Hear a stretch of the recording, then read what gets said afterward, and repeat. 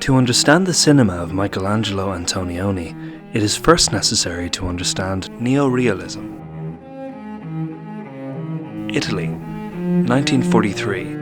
Mussolini's fascist regime is toppled, and the cinematic movement known as Neorealism emerges, born from the ashes of a nation thrown into disarray.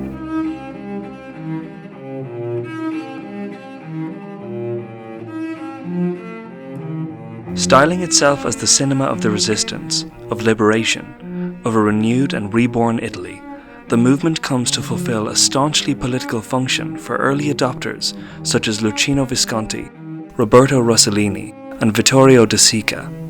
In pursuit of this goal, the Neorealists outline three basic tenets. 1. To portray real or everyday people in actual settings, often through the use of non-professional actors. 2. To examine socially significant themes, the genuine problems of living. 3. To promote the real flow of life, in which complications are seldom resolved by coincidence, contrivance, or miracle. Antonioni absorbs these tenets. However, he departs from his contemporaries in the belief that social problems, regardless of how pressing, should remain subordinate to the filmmaker's allegiance to the language of cinema. Antonioni's model in this pursuit becomes the Soviet cinema of the 1920s, where he describes filmmakers such as Vsevolod Pudovkin and Sergei Eisenstein as men of the cinema, for whom social problems, however violent and complex, overcame aesthetic problems, even if the former were a stimulus to their art. Armed with this ideology, Antonioni experiments with the language of cinema as he searches for more emphatic means of exploring aspects of both exterior and interior social reality as it relates to him foremost rather than society at large. Just as the fall of fascism triggered new perceptions of reality amongst the Italian public in 1943, so too did Il Boom, the country's unprecedented economic recovery in the following decades. It is in response to this social milieu of post-war economic recovery that Antonioni's experimentation with the language of neorealism comes into its own, moving away from an emphasis on poverty, inequality, or physical devastation towards the unfulfilling desire for material wealth cultivated by members of the Italian bourgeoisie. Between 1960 and 1963, Antonioni works feverishly, writing and directing 3 films on the subject of post-war alienation: La Avventura, The Adventure, La Notte, The Night, and L'Eclisse, The Eclipse. Together, these films function as an informal yet cohesive trilogy which critics will come to regard as the Alienation trilogy. In each of these films, Antonioni communicates a sense of post-war alienation through the vector of a disillusioned woman and a depressed man who are locked away in a deadly yet symbiotic relationship. With Claudia in La Ventura, Lydia in La Notte, and Vittoria in L'Eclisse, Antonioni continually presents the female of the relationship as the figure with whom we are to identify.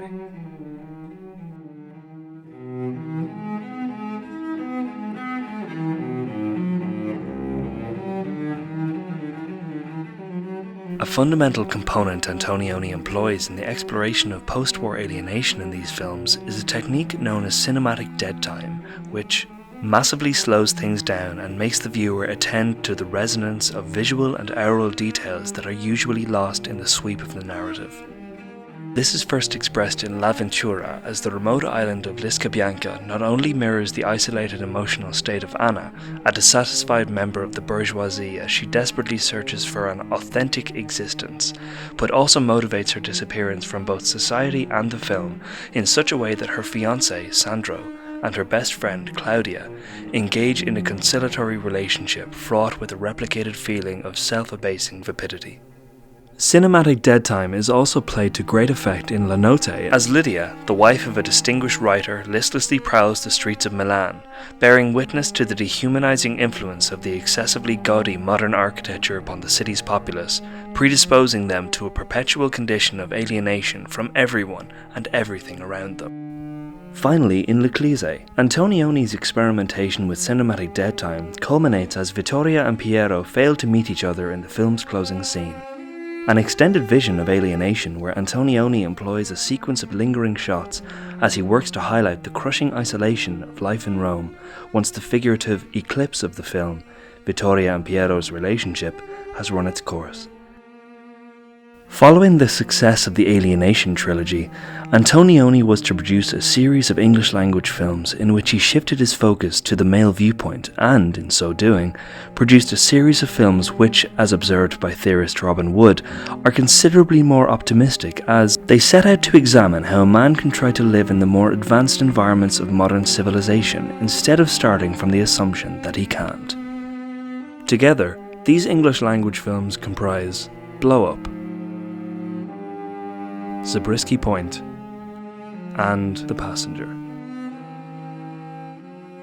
Beginning with Blow Up, in which a photographer attempts to reconstruct a murder witnessed in the park by enlarging his photographs, Antonioni positions the protagonist as an extension of himself in an effort to examine the true nature of vision. This dynamic is repeated in Zabriskie Point, as Antonioni criticises America's distinctly capitalist obfuscation of reality through the rebellious actions of Mark, a wayward college student. And, once more in The Passenger, as the disaffected journalist, Locke, attempts to uncover the truth of the political upheaval in Africa, only to reveal more about himself in the process.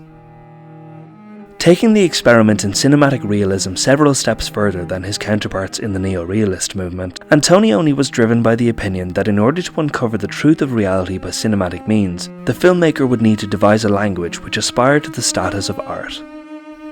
In his own words, one needs to respond with one's own language. And if this language touches on being art, it will have accomplished a valuable social responsibility. Because today, more than ever, art appears as the most human of all happiness.